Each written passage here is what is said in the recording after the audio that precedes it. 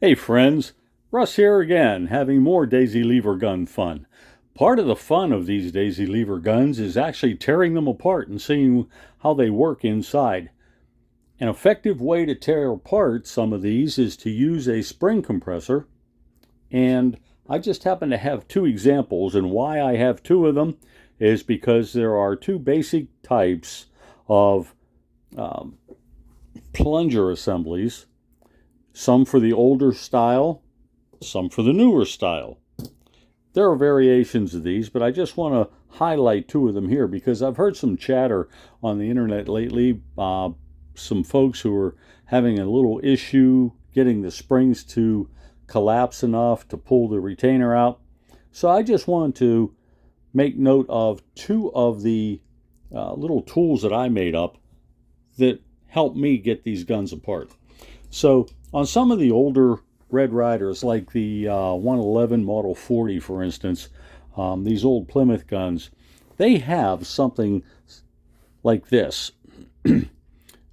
This is what you might find whenever you pull apart one of the older guns.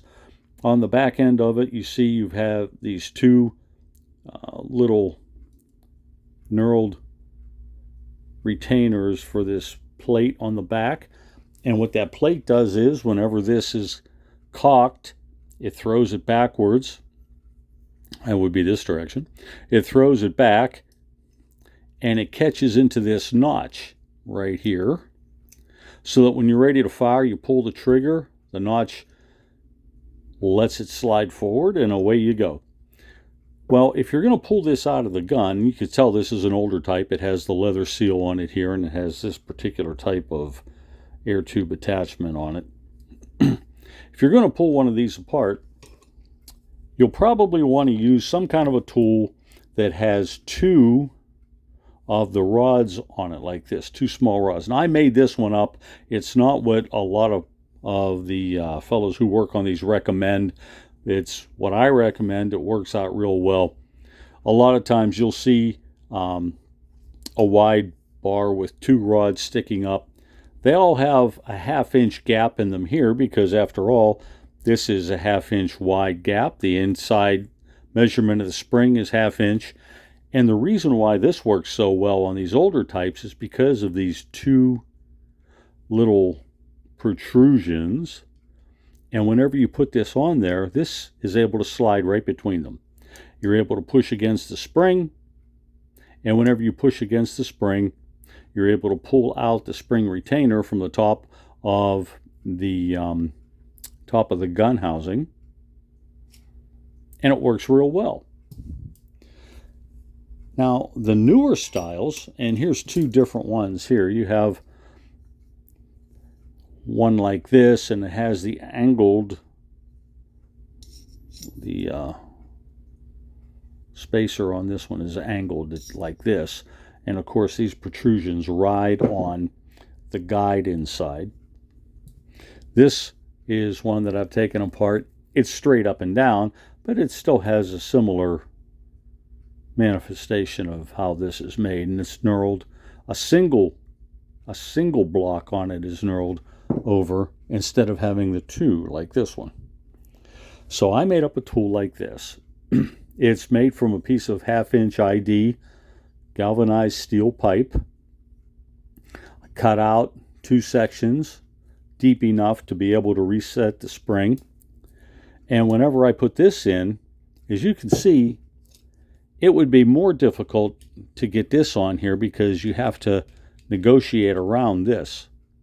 It doesn't work that easily. But this one, because it has a little bit of a, I'll get a little picture of it here, has a little bit of an arc to it. It gives you a way to relieve over top of these.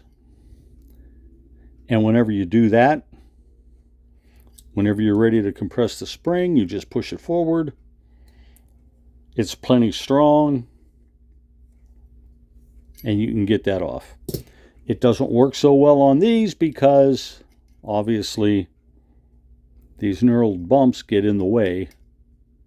So the single rod type is best for these old ones, and the newer ones it's easier to use something like this where you can actually, oops, hit myself in the thumb. You can actually span over top and push the spring. The reason these are on an angle and some of them are straight is because of the newer style trigger assemblies. Instead of having a notch cut into them, when this rides back, it engages this little piece on here, which is part of the assembly. It's called the sear. And whenever it goes in there like that, it catches. You pull the trigger, the sear drops. Let's see if I can get it to come up. You pull the trigger, the sear drops. This goes forward. Works real well that way. You pull it down, bada boom, it comes out. And of course, this type of an assembly has the anti-bear trap. The ones without the anti-bear trap still have the sear in them, and they still have the crossbolt safety and so forth. So there it is, folks, the two different types that I like to use in my shop, because you have the older style and the newer style. Sometimes one will work and the other will not. That's all it is for now. And if you get a chance, please subscribe. Love hearing from you. If you have some tools that you've made up and you have a lot of success with, well, let us know. Talk to you later. Have a good day.